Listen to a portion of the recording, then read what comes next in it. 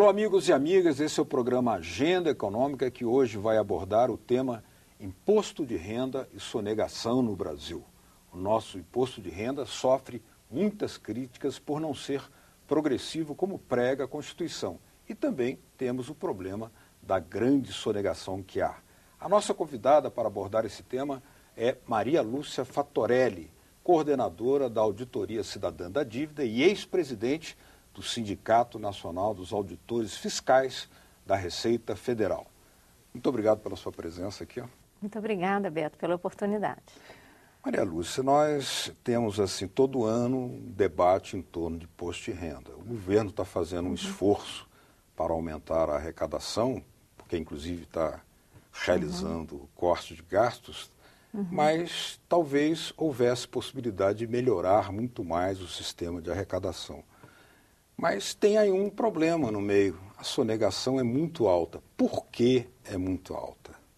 Sim, infelizmente os dados, né, estimados, inclusive pelo Sindicato dos Procuradores da Fazenda Nacional aqui no Brasil, são alarmantes, né? Eles fizeram um estudo e chegaram à conclusão que cerca de 8,44% do PIB corresponde à sonegação geral dos tributos no Brasil. E no caso do imposto de renda, contribuição social, que são as contribuições previdenciárias, e ICMS, a sonegação chega a 28% da arrecadação desses tributos.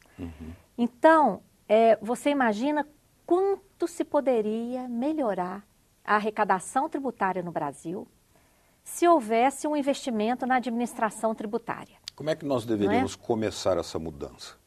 Olha, essa mudança tem que vir tanto no próprio modelo tributário, que no caso brasileiro é repleto de distorções.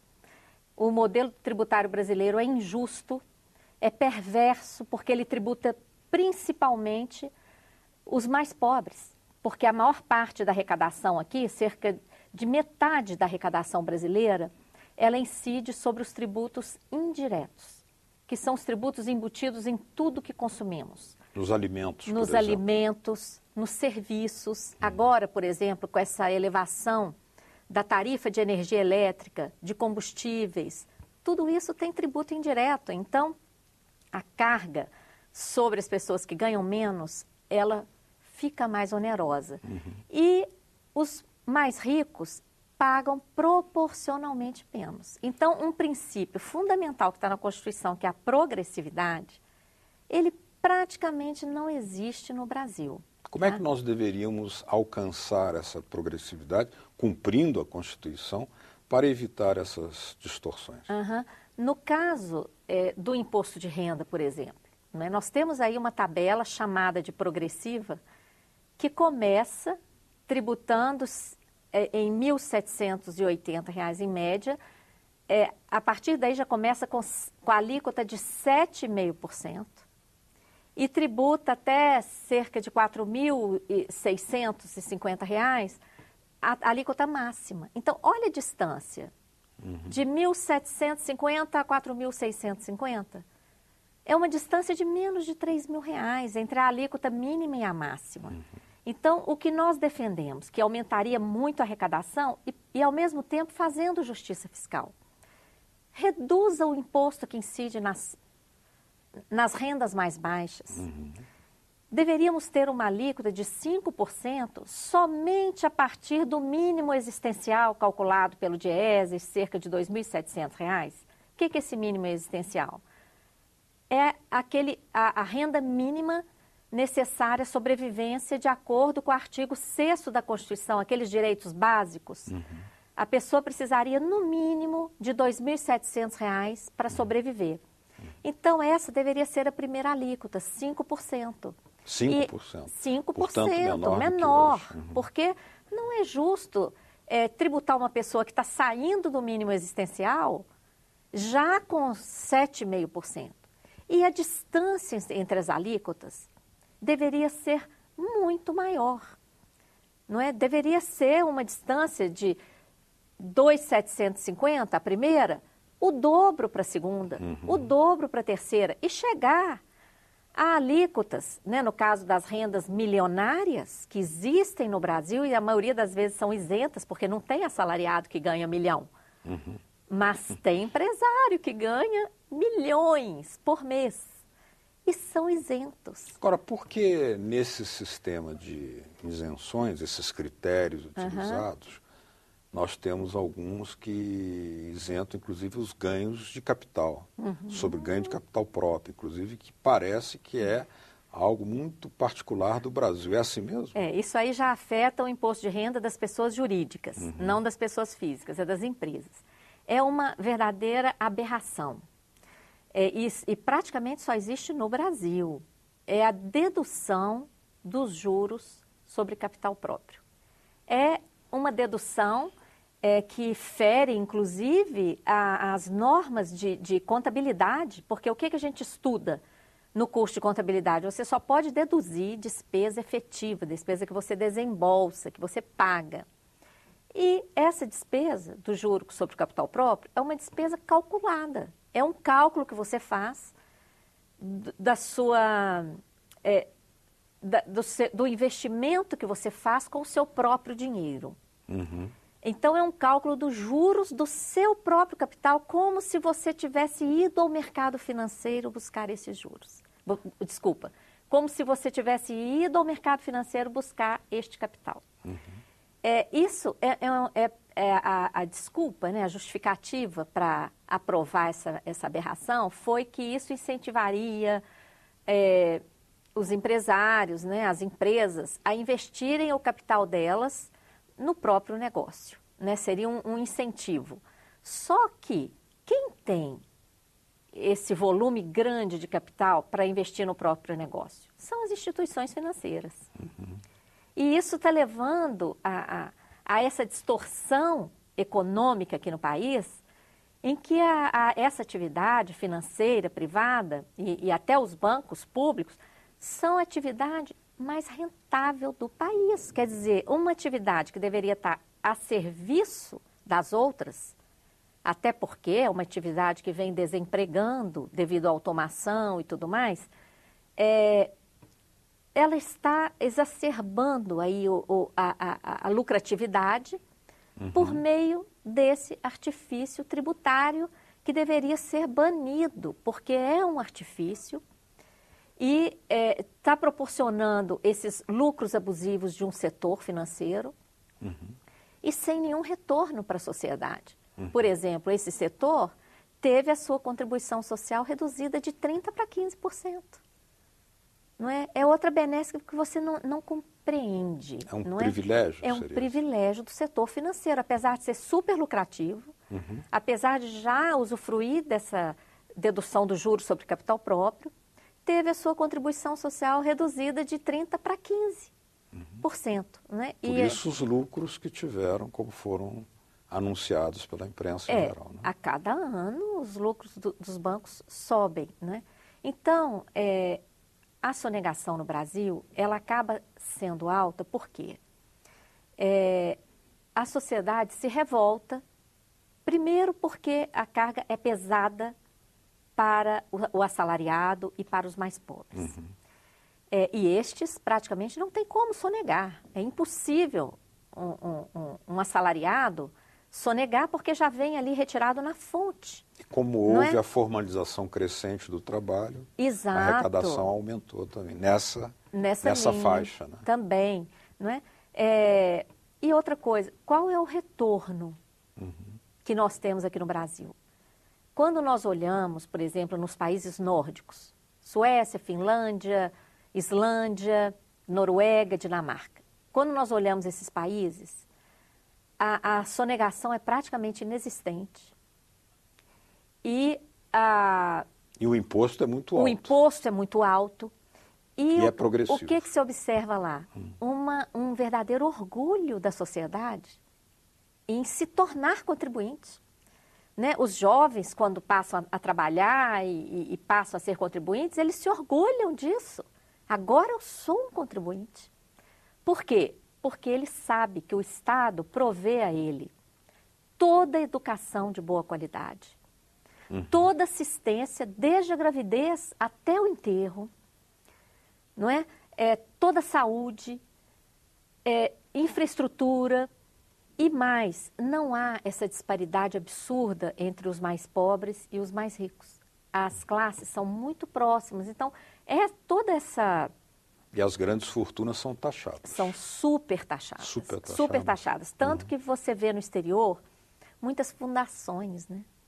Os milionários lá, eles criam fundações e doam, porque eles preferem ter seus nomes eternizados nas fundações do que entregar 50%, 60%, 70% da sua herança para o Estado. Mas ainda falando sobre sonegação, na questão do imposto indireto, onde não há sonegação, porque está incluído no leite, na caixinha de fósforo, na cachaça, suponhamos uma situação muito pouco provável, onde um milionário se encontrasse numa padaria com um mendigo que lhe pede uma esmola na entrada. Se os dois entram e tomam uma média de café com leite, os dois estariam pagando o mesmo imposto. Exatamente. É isso mesmo? Exatamente.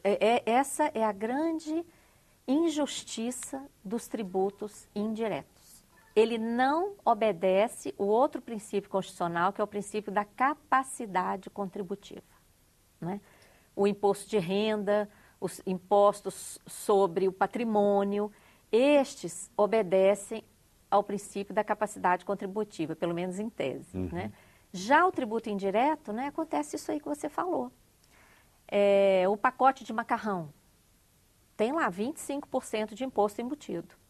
O rico que vai lá comprar a sua pasta, vai pagar o mesmo tributo que o pobre que consegue reunir as moedinhas e vai lá comprar um pacote de macarrão. Que compra pelo Bolsa Família, por exemplo. Que compra. Paga a mesma coisa que o milionário em imposto. Paga a mesma coisa. E aqui no Brasil, mais de 50% de tudo que se arrecada na União, estados e municípios corresponde a tributos indiretos, que vêm embutidos. Né? É por isso que o mais pobre é infinitamente mais onerado. Não é? E isso torna o nosso modelo muito injusto. Não é? Muito injusto. Então, tudo isso empurra para a sonegação. Quem pode sonegar, não é, acaba ficando revoltado, não é? E não tem, às vezes, muitos princípios, não compreende, né, a necessidade de uma postura ética, de um exemplo, né, para os seus próprios funcionários, de garantir ali o cumprimento das regras. Isso aí vai levando a uma degradação social, não é? Infelizmente. Muito bem. Nós vamos fazer aqui uma pequena pausa e no próximo bloco vamos continuar falando aqui com Maria Lúcia Fattorelli, que é coordenadora da Auditoria Cidadã da Dívida, sobre imposto de renda e sonegação. E também teremos a participação de 2 senadores que lançarão seus pontos de vista, o senador Paulo Paim, do PT do Rio Grande do Sul, e o senador Álvaro Dias, do PSDB do Paraná. Continue com a gente, voltamos já.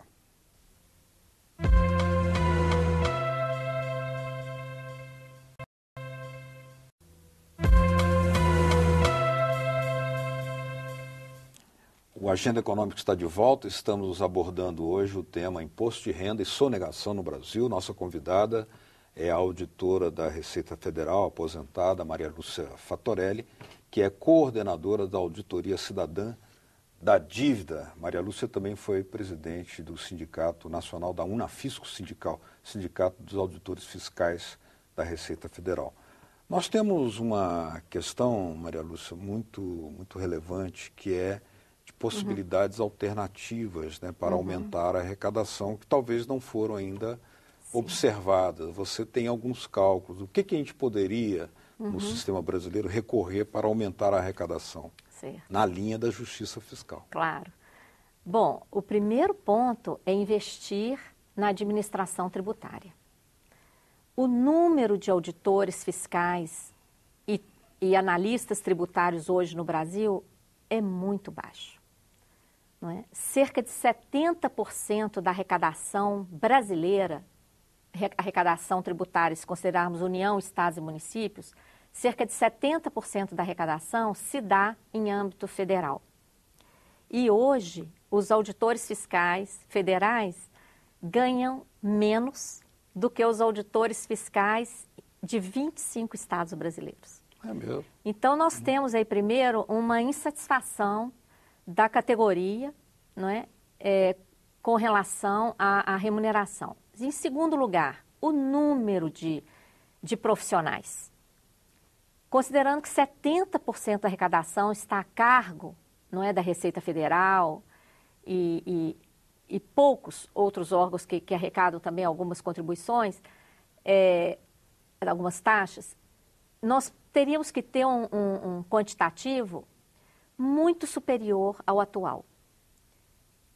Não tem havido concurso público regularmente. E nós temos aí um grupo de aprovados que sequer está sendo chamado. Então, a União está perdendo mão de obra qualificada para combater essa sonegação que nós acabamos de mencionar. E se houver cortes no custeio da Receita Federal, como foi anunciado aí para vários órgãos, é tiro no pé. É muito pior, né? É tiro no pé, né? Você vai cortar exatamente no órgão arrecadador, né? Então, o aparelhamento da administração tributária, não só em termos físicos, né, de instituições, de programas e etc., mas pessoal, isso aí é o primeiro ponto, né? Porque sem a efetividade, sem a eficiência de uma administração tributária, nem com um modelo tributário excelente você não consegue realizar a arrecadação. E no Brasil nós temos os dois problemas. Nós temos a insuficiência de auditores e analistas, nós temos a insuficiência de investimentos nos órgãos, não é? E nós temos um modelo tributário todo aleijado, né? Além do que nós já falamos da questão da injustiça, né? Por exemplo, se aumentasse as faixas do imposto de renda, nós tornaríamos o imposto muito mais justo e arrecadaríamos muito mais. Se tributássemos as grandes fortunas, a possibilidade de tributar as grandes fortunas foi incluída na Constituição de 1988. Logo após a Constituição, o então senador Fernando Henrique Cardoso apresentou um projeto que nunca caminhou. Nem quando ele era presidente, nunca caminhou essa possibilidade. Nós fizemos uma estimativa, porque às vezes as pessoas ficam receosas. Agora eu custei a conseguir comprar minha casa, agora vai tributar. Não. Nós fizemos uma estimativa para tributar patrimônios superiores a 50 milhões de reais. Veja bem, patrimônio superior a 50 milhões de reais. Se tributar com uma alíquota de 5% ao ano, o Brasil... baixa. Muito baixo, o Brasil arrecadaria 90 bilhões de reais por ano. 90 bilhões por ano se tributasse somente os patrimônios superiores a 50 milhões. Agora nós vamos pedir a sua avaliação e comentários sobre a participação do senador Paulo Paim, que faz indicativos também nessa linha que você está fazendo. Vamos ouvir o senador Paulo Paim, do PT do Rio Grande do Sul. Por que não tributar as grandes fortunas? Aqui no país se cria alguns tabu. Olha, as grandes fortunas, hoje tu vai pegar o quê? 80 mil famílias praticamente. Estou falando em tributar as grandes fortunas, não é tributar a classe média, não é tributar os mais pobres. Tem que tirar mesmo os tributos sobre o pão, sobre o leite, sobre a alimentação básica, sobre a passagem do ônibus, sobre a questão dos caminhoneiros. Isso é que nós temos que olhar. Não ter tributo no andar de baixo. Quem ganha bilhões ou milhões, se quiserem, eles têm que tributar e vai ter que dar a sua parcela. Pois é, nessa linha. Né? Nessa linha, concordo inteiramente com o que o senador Paim falou, porque realmente todas as propostas que estão vindo aí, não é, elas acabam onerando mais uma vez os mais pobres, não é? Aumentando os tributos indiretos. E ao não corrigir a tabela do imposto de renda, você penaliza aquele que ganha menos, aquele que teve meramente um reajuste salarial decorrente da reposição da inflação, pode até mudar de alíquota, não é? E as grandes fortunas estão sendo deixadas de lado. Eu espero que o senador apoie aí o andamento da aprovação desse projeto de lei que foi apresentado na Câmara dos Deputados pela ex-deputada Luciana Genro, do PSOL. Esse projeto está lá na Câmara. Esse projeto pode vir para o Senado e eu espero que o senador Paim apoie a aprovação, porque, imagina, 90 bilhões poderia desonerar toda a cesta básica, que até hoje é fortemente tributada, inclusive pelo ICMS em vários estados, não é? Vamos ver agora a participação do senador Álvaro Dias, do PSDB do Paraná.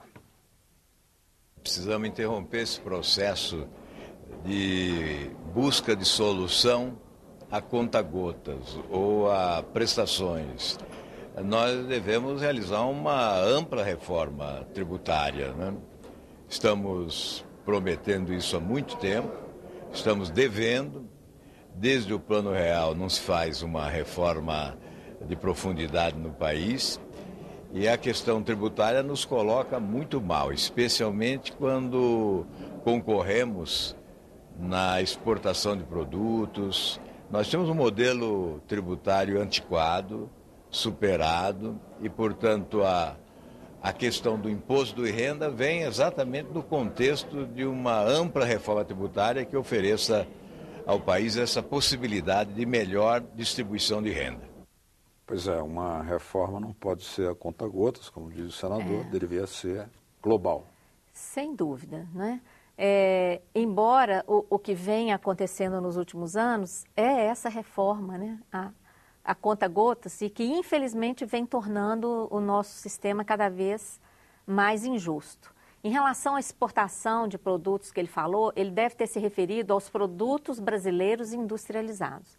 Porque no caso dos produtos primários e semi-elaborados, existe aquela isenção da Lei Candir, desde a década de 90, que o próprio CONFAS, não é, está demandando uma revisão dessa lei, porque ela está gerando uma perda para os estados de cerca de 20 bilhões por ano. E é uma isenção injustificada, né? Se olharmos hoje o que o país recebe com a exportação, por exemplo, de minério de ferro. O minério de ferro sai com essa isenção aqui da Lei Candir, e uma tonelada de minério de ferro hoje custa para o Brasil 10% do que o Brasil paga por uma tonelada de trigo que importa. Olha só, é muito barato.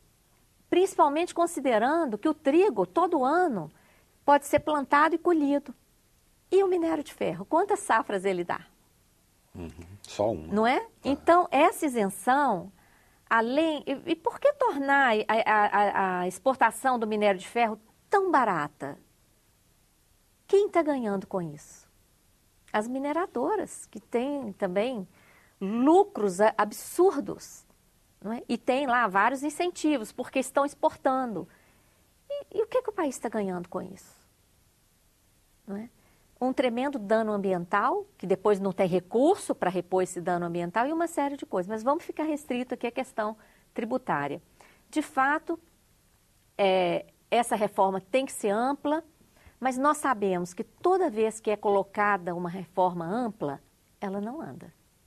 Ela não anda porque há conflito de interesses entre os entes federados, não é? Porque esse é outro aspecto extremamente injusto no Brasil. A arrecadação federal, a concentração de arrecadação na esfera federal é de 70%. Nos estados, 23%, e nos municípios, pouco mais de 5%. Então, a esfera federal concentra a arrecadação, não é? E a prestação de serviço para a população está no município. Agora, ou no estado, não é? Se houvesse uma prioridade, por exemplo, já que há dificuldade de uma reforma tão ampla, né? Embora haja grande expectativa em torno dela, mas se houvesse prioridade, por exemplo, combater imediatamente a sonegação, há mecanismos alternativos lá. Com certeza. Se se nós melhorássemos as condições da administração tributária para combater a sonegação. Se ampliássemos as alíquotas da tabela do imposto de renda da pessoa física. Se passássemos a tributar as grandes fortunas, ainda que grandes mesmo, acima dos 50 milhões, como a estimativa que a gente fez. Se voltássemos a alíquota da contribuição social dos bancos para 30%, eles estão aí ganhando bilhões de lucro, por que pagar só 15%? Volta para os 30%, não é? Acabar com essa aberração do juros sobre capital próprio. Isso aí aumentaria a arrecadação. E mais, a isenção dos lucros distribuídos para os sócios. Não é justo que um empresário tenha todo o lucro distribuído para ele isento. É claro que a empresa dele já paga na pessoa jurídica, mas o empresário pode ter lá algum tipo de dedução, mas ele tem que contribuir também como pessoa física, porque ele está recebendo aquilo ali. E outras alterações também no ITR. O Brasil é um dos países com maior concentração de renda do mundo e o que nós arrecadamos de ITR é menos do que um bairro de São Paulo arrecada de IPTU. Então, são várias... Concentração agrária, isso quer dizer. Exatamente. Né? Então, são várias possibilidades e também na questão da dívida, nós temos a isenção para estrangeiros que compram títulos da dívida brasileira. Então, é uma isenção injustificada, né, para receber os maiores juros do mundo. Né? Então, são muitas propostas que podem ser feitas paulatinamente, podem ser feitas não como uma coisa muito ampla que acaba agarrando, mas que resolveriam, que trariam cerca de 200 bilhões de arrecadação para os cofres públicos. Muito bem, nosso tempo aqui se esgotou. Gostaria de agradecer a presença de Maria Lúcia Fattorelli, coordenadora da Auditoria Cidadã da Dívida. Muito obrigado pela sua presença aqui. E a vocês de casa que nos acompanharam, muito obrigado também pela sua audiência. Se quiserem nos fazer sugestões, dicas ou críticas, olha aí na tela como fazê-lo. 0800 61 2211, ou se quiserem baixar para copiar esse programa ou outros programas da TV Senado, também está na sua telinha, www.senado.leg.br/TV. Obrigado mesmo pela sua audiência. Até o próximo Agenda Econômica. Tchau.